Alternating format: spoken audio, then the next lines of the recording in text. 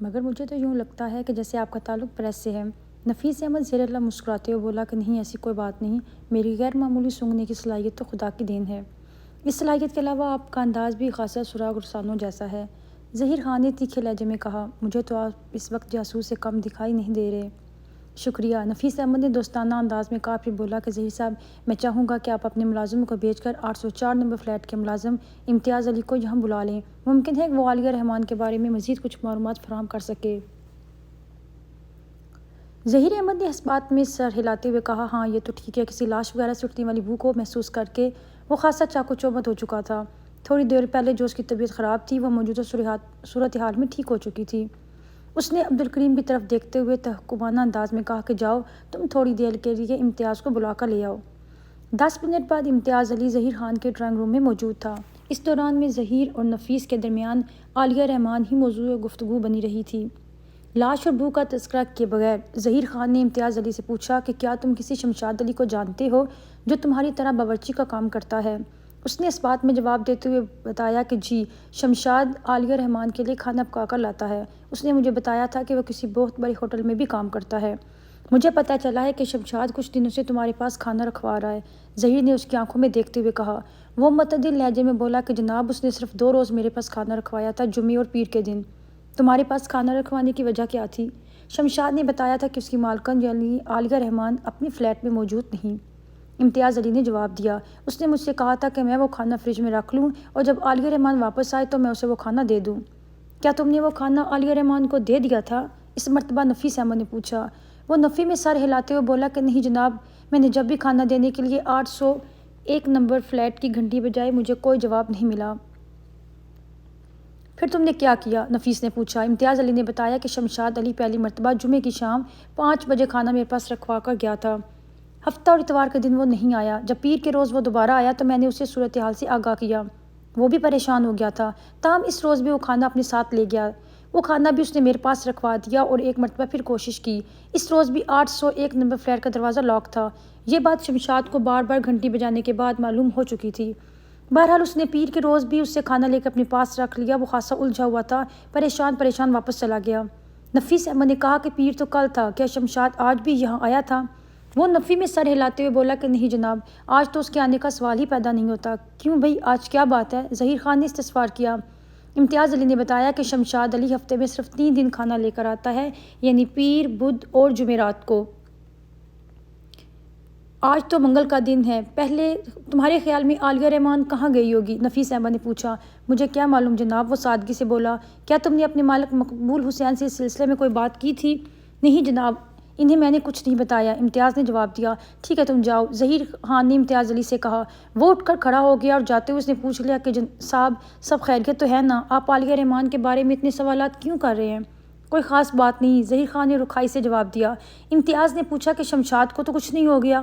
آج منگل ہے اور کل بدھ۔ ظہیر خان نے بیزاری سے کہا، کل وہ تمہارے پاس آ جائے گا تو اس سے پوچھ لینا کہ اسے کیا ہوا ہے اور عالیہ رحمان کہاں گئی ہے اور اب تم یہاں سے جا سکتے ہو۔ امتیاز ظاہر ہے ظہیر خان سے کوئی بحث و تکرار تو نہیں کر سکتا تھا، البتہ وہ آنکھوں میں الجھن بھر کر وہاں سے رخصت ہو گیا۔ آپ کا اب کیا پروگرام ہے؟ ظہیر خان نے نفیس احمد کی جانب دیکھتے ہوئے پوچھا۔ میرا مشورہ تو یہ ہے کہ ادھر کی خبر لینا چاہیے، یعنی فلیٹ نمبر 801۔ بالکل، میرا اشارہ اسی جانب ہے۔ مگر وہ فلیٹ تو بند ہے۔ ظہیر خان نے کہا کہ اس کے اندر کا احوال کس طرح معلوم کیا جا سکتا ہے؟ اگر آپ کی اجازت ہو تو میں یہ کام کر سکتا ہوں، عبدالکریم نے گہری سنجیدگی سے کہا۔ کیا تم نے اس فلیٹ کی کوئی ڈپلیکیٹ چابی بنوا رکھی ہے؟ ظہیر خان نے تویری چڑھا کر تیکھے لہجے میں کہا۔ عبدالکریم نے جلدی سے جواب دیا کہ نہیں۔ پھر وہ نفی میں گردن جھٹکنے لگا۔ نفیس احمد نے پوچھا، کریم تم کیا کرنے کا ارادہ رکھتے ہو؟ وہ باری باری ظہیر خان اور نفیس احمد کو دیکھتے ہوئے سنجیدگی سے بولا کہ جناب، ہمارے کچن کی کھڑکی 801 نمبر کی کچن کی کھڑکی کے بہت نزدیک ہے اور وہ تھوڑی سی کھلی بھی ہے۔ اگر میں اپنی کھڑکی سے نکل کر اس کھڑکی کے راستے 801 میں داخل ہو جاؤں تو وہاں کی صورتحال کا اندازہ لگایا جا سکتا ہے۔ 801 نمبر فلیٹ کی سلائڈنگ ونڈو کو دھکیل کر آسانی سے کھولا جا سکتا ہے۔ عبدالکریم کی تجویز انتہائی معقول اور خطرناک تھی۔ معقول ان معنوں میں کہ وہ دونوں فلیٹس کی درمیانی دیوار سے کھڑکیاں صرف 2 فٹ کے فاصلے پر تھیں۔ 802 نمبر فلیٹ یعنی کہ ظہیر خان والے فلیٹ کی کچن کی کھڑکی میں پاؤں رکھ کر بآسانی 801 نمبر فلیٹ عالیہ رحمان کے فلیٹ میں جایا جا سکتا تھا۔ اتفاق سے 801 نمبر فلیٹ کی کچن کی کھڑکی اس جانب تھوڑی سی کھلی ہوئی تھی جس طرف 802 نمبر فلیٹ کی کچن کی کھڑکی واقع تھی۔ دوسری تجویز اس اعتبار سے انتہائی خطرناک تھی کہ وہ دونوں فلیٹس بلڈنگ کے 8ویں فلور پر واقع تھے، یعنی سطح زمین سے کم از کم 100 فٹ کی بلندی پر۔ اس صورتحال میں ذرا بھی بے احتیاطی عبدالکریم کے لیے جان لیوا ثابت ہو سکتی تھی۔ انہی حقائق کو مد نظر رکھتے ہوئے ظہیر خان نے تشویشناک لہجے میں کہا، کریم تم اپنی ہوش و حواس میں تو ہو؟ جی صاحب، میں بالکل سنجیدہ ہوں، وہ پر اعتماد لہجے میں بولا۔ ظہیر خان نے کہا کہ اگر تمہارا ہاتھ یا پاؤں ذرا سا بھی غلط پڑ گیا تو جان سے ہاتھ دھو بیٹھو گے۔ مجھے اس پہلو کا اندازہ ہے جناب، وہ مضبوط لہجے میں بولا، مگر آپ فکر نہ کریں، میں بہت ہی زیادہ احتیاط سے کام لوں گا۔ اپنی کھڑکی کو ایک ہاتھ سے نہایت مضبوطی سے تھام کر دوسری کھڑکی میں قدم رکھوں گا اور مجھے یقین ہے کہ انشاءاللہ میں کامیاب رہوں گا۔ عبدالکریم کے جذبے اور ولولے کو دیکھتے ہوئے اس خطرناک مہم کی اجازت دے دی گئی تھی۔ عبدالکریم نے انتہائی پر اعتماد اور مشتاق جو کی طرح دوسرے فلیٹ میں اتر کر وہاں کی صورتحال واضح کر دی۔ یہ صورتحال انتہائی سنسنی خیز اور انکشاف انگیز تھی۔ عبدالکریم نے واپس 802 نمبر فلیٹ میں آ کر جو کہانی سنائی، اس کے مطابق عالیہ رحمان اپنے فلیٹ کے اندر ایک کرسی پر بندھی پڑی ہے۔ اس کے منہ میں سختی سے کپڑا ٹھونسا ہوا تھا، نائلون کی مضبوط رسی سے اس کے ہاتھ اور پاؤں کرسی کے پشتے کے ساتھ جکڑے ہوئے تھے۔ وہ 101% مر چکی تھی۔ کرسی پر بندھی ہوئی عالیہ رحمان کی لاش بری طرح اکڑ چکی تھی اور وہ ناگوار سی بو اسی لاش سے اٹھ رہی تھی۔ مذکورہ کرسی کچن سے ذرا فاصلے پر نہیں تھی، اس لیے لاش سے اٹھنے والی بو بآسانی سفر کر کے فلیٹ نمبر 802 کے کچن کے راستے گھر کے اندر پہنچ گئی تھی، جسے نفیس احمد نے اپنی غیر معمولی سونگھنے کی صلاحیت سے محسوس کر لیا تھا اور بعد میں اس نے ظہیر خان اور عبدالکریم کو بھی بتایا تھا۔ بری بات سننے کے بعد نفیس احمد نے کہا کہ ظہیر صاحب، ہمیں فوراً اس 801 نمبر فلیٹ کا دروازہ توڑ کر اندر داخل ہونا چاہیے۔ میں ایسی حماقت ہرگز نہیں کر سکتا، ظہیر خان نے گہری سنجیدگی سے کہا۔ اس میں حماقت کی کون سی بات ہے؟ عبدالکریم عالیہ رحمان کی عبرتناک موت کے علاوہ یہ بھی بتا چکا تھا کہ 801 نمبر فلیٹ کے اندر بڑی افراتفری نظر آتی تھی، جیسے ٹھیک ٹھاک تلاشی لی گئی ہو۔ انہی معلومات کے پیش نظر ظہیر خان نے نفیس احمد کے سوال کا جواب دیتے ہوئے کہا کہ کریم کے بیان سے اندازہ ہوتا ہے کہ وہاں قتل کے ساتھ ساتھ ڈکیتی کی واردات کے آثار بھی موجود ہیں۔ اس صورتحال میں ہمیں فوراً پولیس کو اطلاع دینی چاہیے، وہ جیسے چاہیں فلیٹ کے اندر داخل ہوں، ہمیں خام خواہ قانون کو ہاتھ میں نہیں لینا چاہیے۔ یہ بات نفیس احمد کی سمجھ میں آ گئی، چنانچہ پہلی فرصت میں متعلقہ تھانے فون کھڑکایا گیا۔ پھر آدھے گھنٹے کے اندر اندر پولیس وہاں موجود تھی۔ پولیس والوں کو جب عبدالکریم کی کارکردگی سے آگاہ کیا گیا تو انہوں نے خاصے تنزیہ انداز میں اس کارنامے کو سراہا۔ فلیٹ نمبر 801 میں داخل ہونے کے لیے پولیس والوں نے داخلی دروازے کا لاک توڑ دیا۔ دروازہ کھول کر وہ اندر داخل ہو گئے۔ ظہیر خان اور نفیس احمد بھی پولیس والوں کے ساتھ ہی تھے۔ عبدالکریم اور کمل کو البتہ پولیس نے اندر جانے سے روک دیا تھا۔ اس موقع پر نفیس احمد نے اپنی بیٹی کو گھر جانے کی ہدایت کی تو کمل وہاں سے روانہ ہو گئی۔ نفیس نے اسے اچھی طرح سے سمجھا دیا تھا کہ فی الحال وہ یہاں کی صورتحال کو اپنے تئیں رکھے۔ فلیٹ کے اندر اچھا خاصا اندھیرا تھا۔ اندرونی لائٹس آن کی گئیں تو نظروں کے سامنے ابتری کا ایک شاہکار گھوم گیا۔ تمام کمروں کے دروازے کھلے ہوئے تھے اور کمروں میں موجود تمام اشیاء کو الٹ پلٹ کر رکھ دیا گیا تھا۔ پہلی نظر میں اندازہ ہو جاتا تھا کہ وہاں ڈکیتی کی ایک بھرپور واردات کی گئی ہے۔ کچن کے نزدیک ہی ایک کرسی پر عالیہ رحمان نائلون کی رسیوں سے بندھی پڑی تھی۔ کچھ دن پہلے یہ واقعی عالیہ رحمان ہوگی، مگر اس وقت وہ محض ایک اکڑی ہوئی لاش تھی جس سے ناگوار سی تعفن آمیز بو اٹھ رہی تھی۔ غنیمت تھا کہ وہ سردیوں کے دن تھے، ورنہ اگر جون جولائی یا ستمبر کا مہینہ ہوتا تو بدبو کے بھبکوں سے پورا فلیٹ بھس جاتا۔ عالیہ رحمان کی لاش کو دیکھ کر اندازہ ہوتا تھا کہ اسے زبردستی کرسی پر باندھا گیا تھا۔ کرسی کے ہتھوں پر اس کے دونوں بازوؤں اور پایوں کے اس کی ٹانگیں نہایت مضبوطی کے ساتھ باندھی گئی تھیں۔ کمر میں بھی رسی ڈال کر اسے کرسی کی پشتگاہ سے فکس کر دیا گیا تھا۔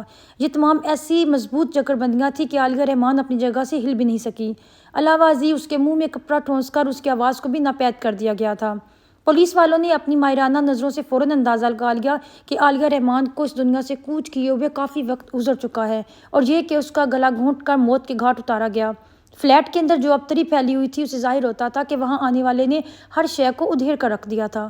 پولیس والے لگ بھگ 1 گھنٹے تک وہاں مصروف رہے، پھر عالیہ رحمان کی لاش کو لے کر چلے گئے۔ جاتے ہوئے وہ فلیٹ کے داخلی دروازے پر اپنا سرکاری تالا بھی ڈال گئے۔ اس اندوناک واقعے نے اس اپارٹمنٹ بالخصوص 8ویں فلور کے مکینوں میں کھلبلی سی مچا دی تھی۔ وہ جو آس پڑوس والے دوسروں کے معاملات سے قطعی غیر متعلق رہنے کے عادی تھے، آن واد میں متعلق ہو گئے تھے، کیونکہ پولیس والے ایک ایک سے مختلف قسم کے سوالات کر رہے تھے اور ڈکیتی اور قتل کی اس واردات کے ذمہ شخص یا ذمہ دار افراد تک پہنچنے کے لیے بے چین نظر آتے تھے۔ خیریت گزری کہ پولیس والوں کے ہتھے ایک ایسی چیز آ گئی جس کی وجہ سے پڑوسیوں کی طرف سے ان کا دھیان ہٹ گیا۔ جہاں پر عالیہ رحمان مردہ حالت میں کرسی پر باندھی گئی تھی، وہاں سے تھوڑے ہی فاصلے پر ایک پولیس افیسر کا ایک کارڈ پڑا ہوا مل گیا۔ وہ ملزم شمشاد علی کا ہوٹل کارڈ تھا جو جائے وقوع پر پڑا ہوا تھا۔ پولیس والوں کو ایک کلو مل گیا تو پھر اس کی تحقیق و تفتیش کی گاڑی چل نکلی۔ شمشاد علی کے اس کارڈ میں ایک مقامی 4 اسٹار ہوٹل کا نمبر درج تھا۔ اب عالیہ رحمان کی لاش کو اسپتال بھجوانے کے بعد پولیس والے مذکورہ ہوٹل پہنچ گئے۔ اس وقت شمشاد علی ہوٹل سے چھٹی کر کے جا چکا تھا۔ وہ کینٹ ریلوے اسٹیشن کے نزدیک کرائے کے کوارٹر میں رہتا تھا۔ ہوٹل سے پولیس والوں کو اس کے گھر کا پتہ مل گیا اور وہ سیدھے شمشاد کے کوارٹر پہنچ گئے۔ جب شمشاد کو گرفتار کر لیا گیا، گھڑیاں مقامی وقت کے مطابق رات کے 10 بجا رہی تھیں۔ یہ تھے وہ واقعات جن کی بھینٹ چڑھ کر شمشاد علی پہلے اپنے کوارٹر سے تھانے پہنچا، پھر براستہ عدالت وہ جوڈیشنل ریمانڈ پر جیل کی سلاخوں کے پیچھے جا پہنچا۔ اس کے مقدمے کو عدالت میں لگے ہوئے لگ بھگ 2 ماہ ہونے کو آئے تھے، مگر ابھی تک کوئی قابل ذکر کارروائی عمل میں نہیں آئی تھی۔ اب یہ کیس میرے ہاتھ آ چکا تھا۔ اس سے پہلے جو وکیل صاحب اس سے ڈیل کر رہے تھے، جمیل فریدی نے ان کی چھٹی کر دی تھی۔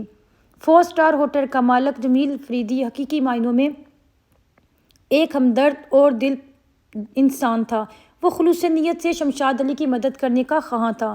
میں نے اپنے موکل اور اس مقدمے کے ملزم شمشاد علی سے جو ملاقات کی تھی، اس سے مجھے یہ بھی معلوم ہوا تھا کہ وقوع سے چند روز قبل بس میں آتے جاتے اس کی جیب کٹ گئی تھی، جس میں اس کے ہوٹل کارڈ کے علاوہ اس کے 400 روپے بھی نکل گئے تھے۔ وہ اس بارے میں بالکل بھی نہیں جانتا تھا کہ جائے واردات پر اس کا کارڈ کس نے اور کس طرح پہنچایا تھا۔ شمشاد علی نے مجھے یہ بھی بتایا تھا کہ 13 جنوری بروز منگل بھی وہ مقتولہ عالیہ رحمان کے فلیٹ پر گیا تھا اور دروازہ لاک پا کر لوٹ آیا۔ تاہم اس روز اس نے مقبول حسین کے باورچی امتیاز علی سے ملاقات نہیں کی تھی۔ پوسٹ مارٹم کی رپورٹ کے مطابق مقتولہ عالیہ رحمان کی موت 8 جنوری بروز جمعرات رات 10 اور 12 بجے کے درمیان واقع ہوئی تھی۔ موت کا سبب دم گھونٹنے کا بتایا گیا تھا۔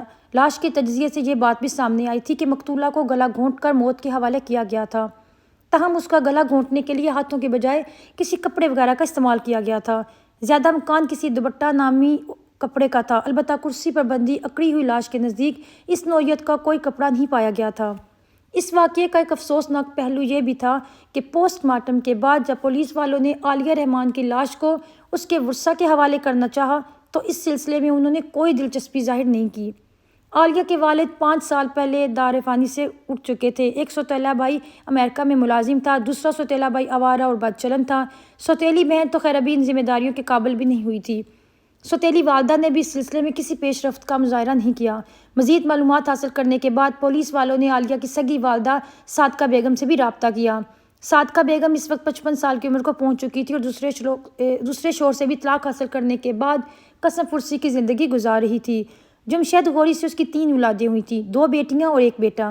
یہ تینوں اپنے باپ کے پاس رہتے تھے، تاہم وہ ماں سے بھی ملنے آتے رہتے تھے۔ ان دنوں صادقہ فالج زدہ ہو کر بستر سے جا لگی تھی۔